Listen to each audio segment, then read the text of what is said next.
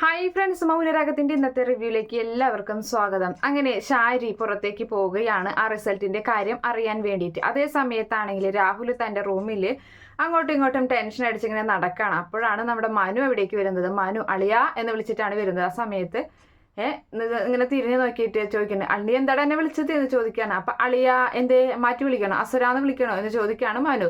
ആ സമയത്ത് ഞാനല്ലടാ അസുരൻ, നീയാണടാ അസുരൻ എന്ന് രാഹുൽ പറയുമ്പോൾ, ഞാനും നിങ്ങളൊക്കെ അസുരന്മാരാണ്, അത് നമ്മുടെ സ്വഭാവം ഒന്നും തീരെ ശരിയല്ല എന്ന്. അല്ല, ഞാനിപ്പോൾ അത് വന്നത് അതിനൊന്നല്ല, നിങ്ങളുടെ ഭാര്യ ഷാരി ഉണ്ടല്ലോ, അവർക്ക് എന്താ ചെറിയൊരു ടെൻഷനൊക്കെ, എന്താ പറ്റിയത് എന്ന് ചോദിക്കുകയാണ്. ആ സമയത്ത് രാഹുൽ പറയുന്നുണ്ട്, നീ എന്നെ പറ്റി എന്തെങ്കിലും പറഞ്ഞു കൊടുത്തടാ എന്ന് ചോദിക്കുകയാണ്. അപ്പോൾ പറയുന്നുണ്ട്, എന്നെ പറ്റി നിങ്ങൾ പറയാത്തോളത്തോളം കാലം ഞാനും പറയില്ല, ഞാൻ അങ്ങനെ ചതിക്കുന്ന ഒരാളെ, ഇനി എന്നെ പറ്റി എങ്ങാനും പറഞ്ഞു എന്ന് മനുവും ചോദിക്കുമ്പോൾ, ഇല്ല ഞാനൊന്നും പറഞ്ഞിട്ടില്ല എന്ന് പറയാണ്.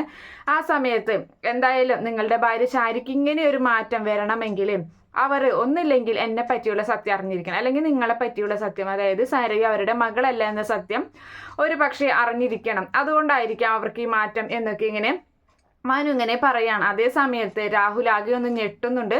ആ സമയത്ത് പറയാണ്, നീ അത് ഒക്കെ നീ വിട്ടോ, നീ എത്രയും വേഗം എൻ്റെ മകളെ വിട്ടിട്ട് ഇവിടെ നിന്ന് പോടാ എന്ന് പറയാണ് രാഹുൽ. ആ സമയത്ത് അത് തന്നെയാണ് എൻ്റെ പരിപാടി, ഒരിക്കലും ഞാൻ അങ്ങനെ തങ്ങാറൊന്നുമില്ല, പിന്നെ ഇവിടെ മാത്രമാണ് ഞാൻ പിടിക്കപ്പെട്ടത്. അപ്പോൾ ഞാൻ പിടിക്കപ്പെട്ടപ്പോഴാണ് നിങ്ങൾ എന്നെക്കാളും വലിയ ഫ്രോഡാണെന്ന് മനസ്സിലായത്. ഞാൻ സ്നേഹത്തോടെ തന്നെയാണ് എല്ലാ ബന്ധത്തിൽ നിന്ന് ഒഴിഞ്ഞു പോവാറ്. ഒരു കാര്യം ചെയ്യ്, എനിക്ക് തരാനുള്ള ബാധ്യത ഒക്കെ അങ്ങോട്ട് തീർത്തോ എന്ന് പറയാണ്. അപ്പോൾ ബാധ്യതയൊന്ന് ചോദിക്കുകയാണ് രാഹുൽ. ആ സമയത്ത് അതേ, നിങ്ങളുടെ മോളെ കല്യാണം കഴിച്ചതും നിങ്ങളുടെ മോളുടെ വയറ്റിൽ ഒരു കുഞ്ഞിനെയും കൊടുത്തിട്ടുണ്ട്, അതിനുള്ളൊക്കെ ബാധ്യതയൊക്കെ ആയിട്ടാണ് ഞാൻ കാണുന്നത്, അതുകൊണ്ടാണ് അതൊക്കെ തന്നു തീർത്തോ. അപ്പൊ നിനക്കറിയാവുന്ന കാര്യമല്ലേ എൻ്റെ സ്ഥിതിയൊക്കെ, ഇപ്പോൾ രൂപയുടെ കയ്യിൽ നിന്നും ഒന്നും കിട്ടാനും ഇല്ല എന്ന് പറയാണ് രാഹുൽ. ആ സമയത്ത് മനു പറയുന്നുണ്ട്, അതൊന്നും എനിക്കറിയേണ്ട ആവശ്യമില്ല, നിങ്ങൾ കടം മേടിച്ചിട്ടായാലും എൻ്റെ ബാധ്യത തീർത്തോളണം, ഇല്ലെങ്കിൽ നിങ്ങൾക്ക് തന്നെയായിരിക്കും ദോഷം എന്നൊക്കെ ഇങ്ങനെ മനു ഭീഷണിപ്പെടുത്തുന്നുണ്ട്. അങ്ങനെ മനു അവിടെ നിന്ന് പോവാണ്. രാഹുലാണെങ്കിൽ എന്തൊക്കെയോ ഇങ്ങനെ ചിന്തിച്ച് നിൽക്കുന്നുണ്ട്.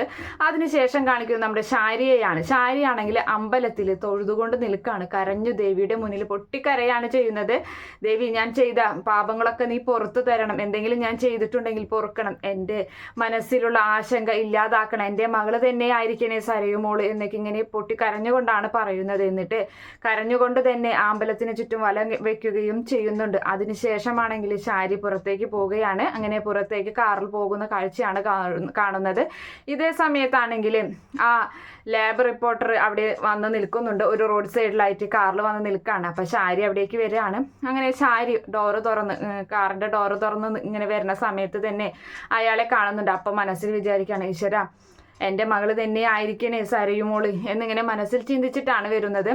അങ്ങനെ അവിടെ ചെന്നിട്ട് ഷാരി ചോദിക്കുകയാണ്, ഞാൻ തന്ന മുടിനാരിഴകളുടെ അത് എൻ്റെ കൂട്ടുകാരിയുടെ മകള് തന്നെയല്ലേ എന്ന് ചോദിക്കുകയാണ്. അപ്പോൾ പറയുന്നുണ്ട്, നിങ്ങൾ തന്ന മുടിനാരിഴകളെ ഞാൻ ഒരുപാട് പരിശോധിച്ചു, അതുകൊണ്ട് തന്നെ അതിൽ നിന്ന് എനിക്കൊരു കാര്യം മനസ്സിലായി, ആ മുടിനാരിഴകൾ തമ്മിൽ ഒരു സാമ്യവുമില്ല, അതായത് നിങ്ങളുടെ കൂട്ടുകാരുടെ മകളല്ല അത് എന്ന് പറയുന്നത് കേട്ട് ഷാരി ഒന്ന് ഞെട്ടുകയാണ്.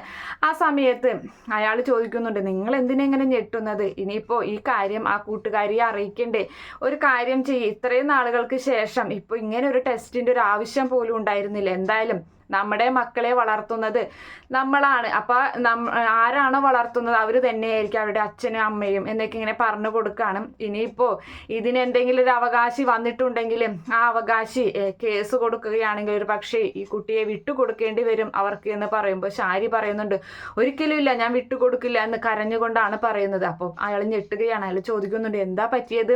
ഇതൊക്കെ കേൾക്കുമ്പോൾ എനിക്കൊരു സംശയം, നിങ്ങളാണോ ആ സ്ത്രീ എന്ന് ചോദിക്കുന്നുണ്ട്. അപ്പോൾ പറയാണ്, അല്ലല്ല, ഞാനൊന്നല്ല, എൻ്റെ ആത്മാർത്ഥ സുഹൃത്താണ്, എൻ്റെ മനസ്സിലാണ്, എൻ്റെ ഹൃദയത്തിലാണ് അവൾ ഇരിക്കുന്നത്, അതുകൊണ്ടാണ് ഇങ്ങനെ പറഞ്ഞപ്പോൾ പെട്ടെന്ന് എനിക്ക് ഇമോഷണൽ ആയത്, ഇതൊന്നും വേറെ ആരോടും ചെന്ന് പറയില്ലട്ട, എൻ്റെ മകളൊന്നും അല്ലട്ട എന്നിങ്ങനെ പറയാണ്.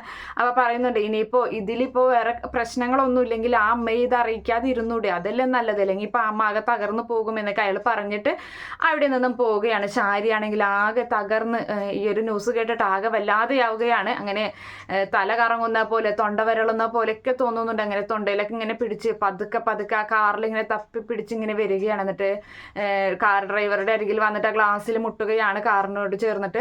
അപ്പം അയാൾ ഡോറ് തുറന്നിട്ട് എന്താ മേഡം എന്ന് ചോദിക്കുകയാണ്. വെള്ളം എന്ന് പറയുകയാണ്. അങ്ങനെ അവിടെ നിന്ന് ഒരു കുപ്പി വെള്ളം എടുത്തിട്ട് ഷാരിക്ക് കൊടുക്കുന്നൊരു ഷാരി അത് കുടിക്കുകയാണ്. അങ്ങനെ തപ്പി പിടിച്ച് വീണ്ടും തളർന്ന രീതിയിൽ തന്നെ ആ ഡോറ് തുറന്നിട്ട് കാറിൻ്റെ അകത്തേക്ക് കയറുകയാണ്. അങ്ങനെ മേഡം എന്ത് പറ്റി, ഹോസ്പിറ്റലിലേക്ക് പോകണോ എന്നൊക്കെ ചോദിക്കാൻ ആ ഡ്രൈവർ വേണ്ട എന്ന് പറയാണ്. അങ്ങനെ അവർ മുന്നോട്ട് പോയിക്കൊണ്ടിരിക്കുന്ന സമയത്ത് ഇങ്ങനെ പോയിക്കൊണ്ടിരിക്കുമ്പോൾ അവിടെ താര വന്ന് നിൽക്കുന്നുണ്ടാകും. താരയാണെങ്കിൽ എവിടേക്കോ വന്ന് നിന്നതാണ്, ഓട്ടോറിക്ഷയിൽ വന്ന് ഇറങ്ങുന്നതാണ് കാണുന്നത്.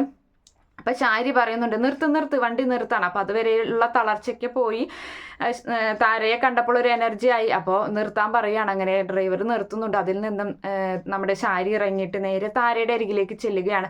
അപ്പം മനസ്സിലൊരൊറ്റ ചിന്ത മാത്രമേ ഉള്ളൂ, എന്തായാലും സരയുമോള് എൻ്റെ മകളല്ല എന്ന് തിരിച്ചറിഞ്ഞു. ഇനിയിപ്പോൾ ഇവളുടെ മകളാണോ എന്ന് എനിക്കും കൂടി അറിയണം. അതിന് ഇവളുടെ മുടിനാരിഴകൾ എടുത്തിരിക്കണം എന്നിങ്ങനെ മനസ്സിൽ ഉറച്ച തീരുമാനം എടുത്തിട്ടാണ് അവളുടെ, അതായത് താരയുടെ അരികിലേക്ക് പോകുന്നത്. അങ്ങനെ താരയുടെ മുടി കുത്തനെ പിടിക്കുകയാണ്. അപ്പോൾ താരയ്ക്കൊന്നും മിണ്ടാതെ ആ താര ഇങ്ങനെ വേദന കൊണ്ട് പുളയുകയാണ്. അവളെ മുടി പിടിക്കുമ്പോൾ അപ്പോൾ മുടി പിടിച്ചിട്ട് ഇങ്ങനെ പറിച്ചെടുക്കുകയാണ് മുടി ചെയ്യുന്നത്.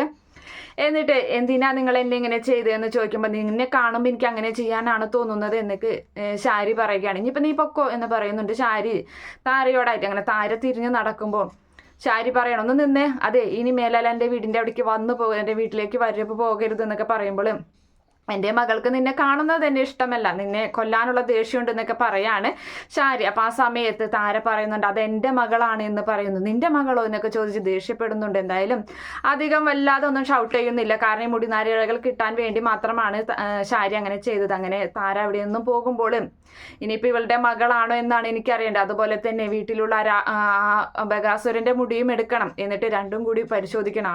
അത് തന്നെയാണോ സരുവിൻ്റെ അച്ഛനമ്മയെന്ന് എനിക്ക് തിരിച്ചറിയണം. ഇനി അതാണ് അടുത്ത എൻ്റെ ലക്ഷ്യം. എന്തായാലും അങ്ങനെ ഇവളാണ് എൻ്റെ സരയുമോളുടെ അമ്മയെങ്കിലും ഈ സേനനുമായിട്ട് ഇവൾക്കാണ് ബന്ധമെന്ന് പറഞ്ഞുണ്ടാക്കിയത് അയാളാണ് എൻ്റെ ഭർത്താവെന്ന് പറയുന്നത്. അയാളപ്പം എന്നെ ഇത്രയും നാളും ചതിക്കുകയായിരുന്നു. അങ്ങനെയാണെങ്കിൽ അയാളെ ഞാൻ വെറുതെ വിടില്ല, അയാളെ ഞാൻ കൊന്നിരിക്കും. പിന്നെ അധികപ്പറ്റായിട്ടുള്ളത് ഞാൻ തന്നെയാണ്, പുറമ്പോക്കായിട്ടുള്ളത്. അപ്പം ഞാൻ അവരുടെ ജീവിതത്തിൽ നിന്ന് ഒഴിഞ്ഞു പോവുകയും ചെയ്യുമെന്നൊക്കെ ഇങ്ങനെ മനസ്സിൽ തീരുമാനിച്ച് വീണ്ടും ഷാരി തൻ്റെ കാറിൽ കയറി പോവുകയാണ്. അങ്ങനെ ഡ്രൈവർ ചോദിക്കുന്നുണ്ട് എവിടേക്കാ മേഡം എന്ന് ചോദിക്കുമ്പോൾ നിനക്ക് ഇഷ്ടമുള്ളിടത്തേക്ക് പോടാ എന്ന് പറയുകയാണ്. അങ്ങനെ വല്ലാതെ മനസ്സ് തകർന്ന രീതിയിലാണ് നിൽക്കുന്നത്. അങ്ങനെ കിടക്കാണ് കാറിൽ. ആ സമയത്ത് പറയുന്നുണ്ട് വീട്ടിലേക്ക് വിട് എന്ന് വീണ്ടും പറയുകയാണ്. അങ്ങനെ ഡ്രൈവർ ആണെങ്കിൽ വീട്ടിലേക്ക് കാറ് കൊണ്ടുപോവുകയാണ്. അങ്ങനെ അവിടെ എത്തുമ്പോൾ കാറിൽ നിന്ന് തളർന്ന് നേരെ ആ സിറ്റ് ഔട്ടിൽ തന്നെ ഇങ്ങനെ ഇരുന്ന് പോവുകയാണ്. അപ്പം മുടിനാരിഴകൾ വിട്ടിട്ടില്ല, കയ്യിൽ മുടിനാരിഴകളുണ്ട്. അതിനുശേഷമാണെങ്കിൽ അകത്തേക്ക് ചെല്ലുമ്പോൾ അവിടെ സരയു ഉണ്ടായിരിക്കും. അപ്പോൾ സരയു ചോദിക്കുകയാണ് എന്താ പറ്റിയത് അമ്മയ്ക്ക് എന്താ പറ്റിയത്, അമ്മ എവിടേക്കാണ് പോയത്, അമ്പലത്തിൽ നിന്ന് നേരെ ആൻറ്റിയുടെ വീട്ടിലേക്ക് പോയിരുന്നു എന്നൊക്കെ ചോദിക്കണം. ഇല്ല മോളെ എന്ന് പറയാണ്. പിന്നെ എന്താ അമ്മയ്ക്ക് പറ്റിയത്, ഇനിയിപ്പോൾ ആൻറ്റി നമ്മളെ ചതിക്കുകയാണ്, നാടകമല്ല എന്ന് അമ്മ തിരിച്ചറിഞ്ഞോ എന്ന് ചോദിക്കുകയാണ്. അപ്പോൾ അതിനെ പറ്റിയൊന്നും കറക്റ്റായിട്ട് ഞാൻ അറിഞ്ഞിട്ടില്ല മോളെ എന്ന് പറയുന്നുണ്ട്. പിന്നെന്താ ആൻറ്റി അമ്മയ്ക്ക് പറ്റിയെന്ന് ചോദിക്കുകയാണ്. അല്ല എന്തായാലും അവരൊക്കെ ഒന്നിച്ചില്ലേ, പിന്നെ ഇപ്പോൾ ഈ നാടകമൊക്കെ ഇങ്ങനെ കൂടുതൽ മുന്നോട്ട് പോയി കഴിഞ്ഞാൽ അതിനിപ്പോൾ നാടകം സീരിയസ് ആയി മാറും എന്നൊക്കെ എനിക്കൊരു പേടിയുണ്ട്. പിന്നെ തന്നെയല്ല അന്ന് അവിടെ ചെന്ന് നിന്നപ്പോൾ ആ സേനനും കല്യാണിയും ഒക്കെ ഉണ്ടായിരുന്നല്ലോ, അവരൊക്കെ ആഘോഷത്തിലല്ലായിരുന്നു, അവൾക്ക് അവാർഡും റിവാർഡൊക്കെ കിട്ടിയിട്ടുള്ള ആഘോഷം.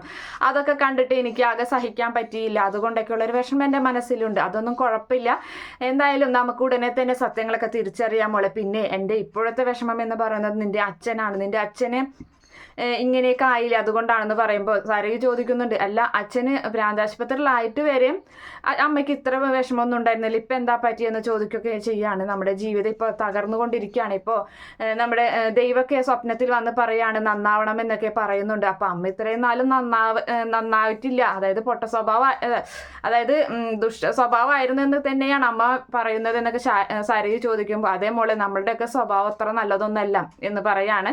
ആ സമയത്ത് എന്തായാലും ഞാൻ പോട്ടെ എന്ന് പറഞ്ഞാൽ അവിടെ ഒന്നും പോവുകയാണ്. അപ്പോൾ സരയു ആണെങ്കിൽ എന്തൊക്കെയോ ചിന്തിച്ച് അങ്ങനെ നിൽക്കുന്നുണ്ട്.